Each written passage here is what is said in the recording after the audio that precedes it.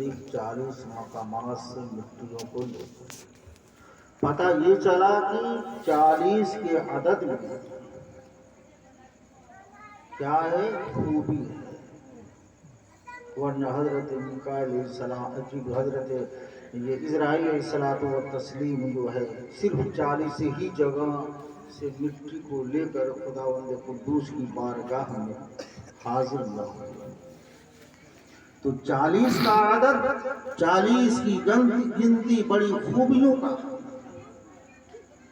اور آپ دیکھیں جب پتلا حضرت سیدنا آدم علیہ الصلوۃ والتسلیم کا تیار ہوا تو عرش اعظم کے نیچے ایک چشمہ ہے جس کا نام مالا مال ہے، اور ایک اس کا نام کوئی اور بھی ہے۔ 40 دن مسلسل رحمت و انوار کی بارشوں کا نزول ہوتا رہا آپ کے اس، تو پتہ یہ چلا کہ 40 کی گنتی، 40 کا عدد بہت خوبیوں کا جامع ہے۔ اور آپ اپنے وجود کے بارے میں جب نطفہ ٹھہرتا ہے تو 40 دن تک ویسے ہی اپنے اصلی حالت میں رہتے ہیں۔ جب 40 دن مکمل ہوتے ہیں، جب 40 دن پورے ہو جاتے ہیں تو ایک زبردست انقلاب آتا ہے، ایک زبردست تبدیلی آتی ہے۔ اب اس کے بعد وہ کیا ہے؟ قرآن میں حدیث میں بھی ہے اس کی تفصیل کہ 40 دن کے بعد جب انقلاب آتا ہے تو قرآن میں بھی ہے مضغۃ، یہ علقۃ۔ 40 دن کے بعد جب انقلاب آتا ہے، زبردست تبدیلی آتی ہے، تو اب وہ کیا ہے؟ بدل کر کے اب وہ علقہ بدا ہوا خون بنتا ہے۔ کتنے دن تک رہتا ہے؟ 40۔ اسی طرح پھر جب 40 دن مکمل ہوتے ہیں پھر زبردست انقلاب آتا ہے، پھر زبردست تبدیلی آتی ہے، اور وہ کیا ہے؟ مضغہ۔ اس کے بعد وہ مضغہ بنتا ہے۔ مضغہ بولتے ہیں گوشت کی بوٹی، چھوٹی چھوٹی بوٹی جس کو آسانی سے آدمی نگل جائے اندر۔ تو ہر 40 کے بعد زبردست انقلاب آتا ہے، زبردست تبدیلی آتی ہے۔ 40 دن ہم قرآن خوانی کرتے ہیں، فاتح خوانی کرتے ہیں، محتاج غربا کو کھانا کھلاتے، اسی لیے کہ اگر 40 دن کے بعد مردے کا حق میں کوئی انقلاب آیا، کوئی تبدیلی آئی، تو کم سے کم قرآن خوانی کے صدقے میں مرنے والے کا انجام اچھا ہوگا، قرآن خوانی کے صدقے میں مرنے والے کا انجام اچھا ہوگا، اور جو ہے محتاج اور غربا کھلانے کی برکت سے مرنے والے کا انجام اچھا ہوگا۔ تو عزیزان ملت اسلام نے 40 دن کے بعد، 40 دن پر جو ہم قرآن خوانی کراتے ہیں تو ہم فرض یا واجب نہیں سمجھتے، جیسے اور دنوں میں قرآن خوانی کرا سکتے ہیں ویسے ہی اس دنوں میں۔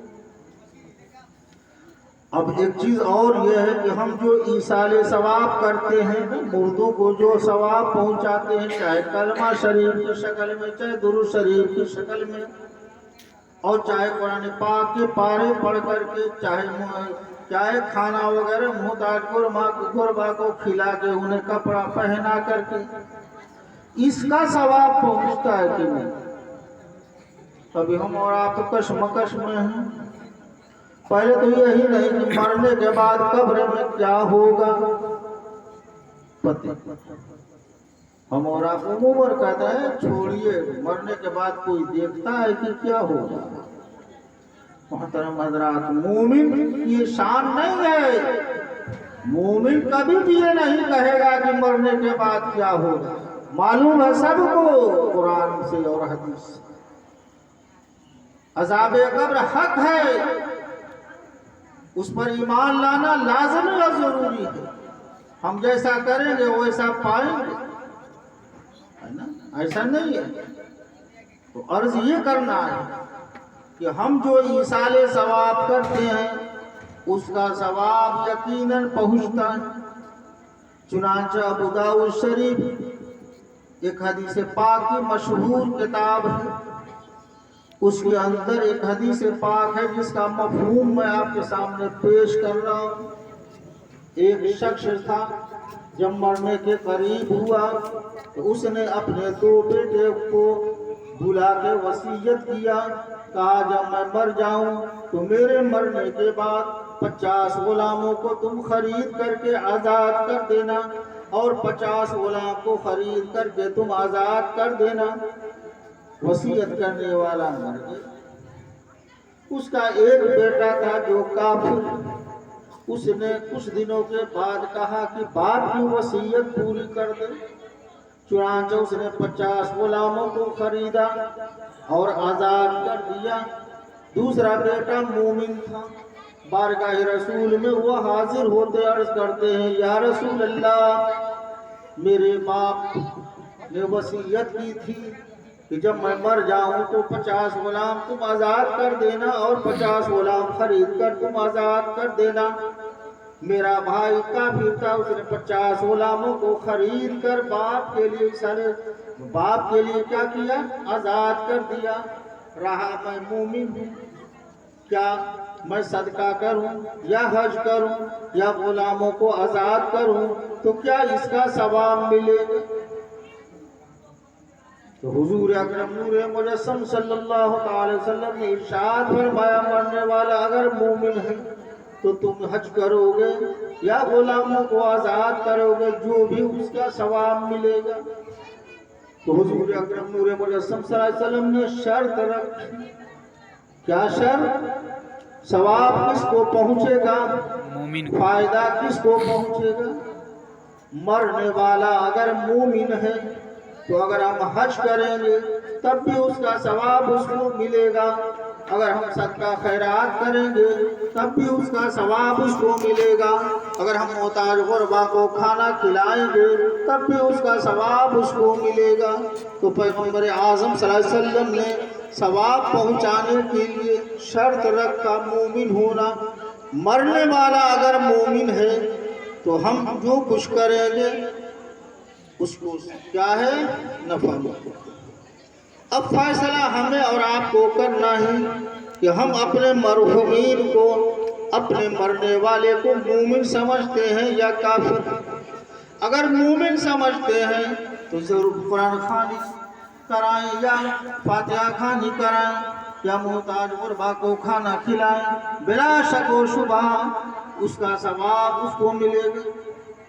لیکن اگر مرنے والا مومن نہیں ہے، کافر ہے، اگر اپنے مرنے والے کو کافر سمجھتے ہیں تو قرآن خوانی کی ضرورت نہیں ہے، فاتحہ خوانی کی ضرورت نہیں ہے، محتاج اور غربا کو کھانا کھلانے کی ضرورت نہیں ہے، اس لیے کہ پیغمبر اعظم صلی اللہ علیہ وسلم نے شرط لگائی ہے مومن ہونے کی۔ مرنے والا اگر مومن ہے تو یقیناً جو کچھ ہم ثواب پہنچائیں گے اس کا ثواب اس کو ملے گا، لیکن مرنے والا اگر کافر ہے تو کچھ نہیں ثواب ملے گا۔ اس لیے ہمیں اور آپ کو فیصلہ کرنا ہے، ہم اپنے مردوں کو، اپنے مرحومین کو، اپنے ماں باپ کو کافر سمجھتے ہیں یا مومن۔ اگر کافر سمجھتے ہیں تو قرآن خوانی کی کوئی ضرورت نہیں ہے، اگر کافر سمجھتے ہیں فاتحہ خوانی کی کوئی ضرورت نہیں ہے، اگر ہم ان کو کافر سمجھتے ہیں تو محتاج غربا کو کھانا کھلانے کی کوئی ضرورت نہیں ہے، اس لیے کہ کافر کو نہ کھانا کھلانے کا ثواب ملے گا، نہ کپڑا پہنانے کا ثواب ملے گا، نہ قرآن خوانی کا ثواب ملے گا، نہ فاتحہ خوانی کا ثواب ملے گا۔ ثواب کس کو ملے گا؟ مومن۔ تو اگر ہم مرنے والے کو مسلمان سمجھتے ہیں، صاحب ایمان سمجھتے ہیں، تب تو قرآن خوانی بھی فائدہ دے گی، اور کیا ہے؟ فاتحہ خوانی بھی فائدہ دے گی، محتاج غربا کو کھانا کھلانا بھی فائدہ دے گا۔ تو فیصلہ ہمیں اور آپ کا۔ اگر ہم مردوں کو اپنے کیا ہے مومن سمجھتے ہیں، صاحب ایمان سمجھتے ہیں، تو جو کچھ ہم صدقہ خیرات کریں گے سب کا ثواب ہے۔ بے شک۔ تو فیصلہ ہمیں اور آپ کو کرنا، لڑنے جھگڑنے کی ضرورت نہیں ہے۔ اگر کوئی کہتا ہم قرآن خوانی نہیں کرائیں گے کوئی فائدہ نہیں ہے، ہم فاتحہ خوانی نہیں کرائیں گے، کوئی فائدہ نہیں ہے۔ وہ ٹھیک کہہ رہا ہے، وہ بھی ٹھیک کہہ رہا ہے۔ وہ سمجھ رہا ہے اپنے مردوں کو، جانتا ہوگا کہ ہمارے مرنے والے مومن نہیں ہیں، اس میں لڑنے اور جھگڑنے کی کوئی ضرورت نہیں۔ ہر آدمی اپنے بارے میں، ہر اپنے گھر والوں کے بارے میں سمجھتا ہے کہ ہمارے مرد